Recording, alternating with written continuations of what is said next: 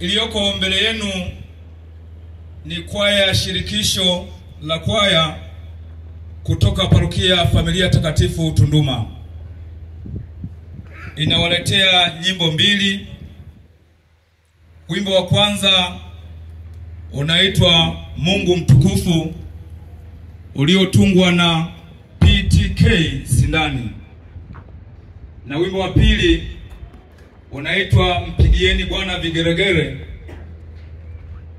uliotungwa na EH Mwambonela, unaotoka katika Zaburi ya 33 aya ya kwanza mpaka ya 4.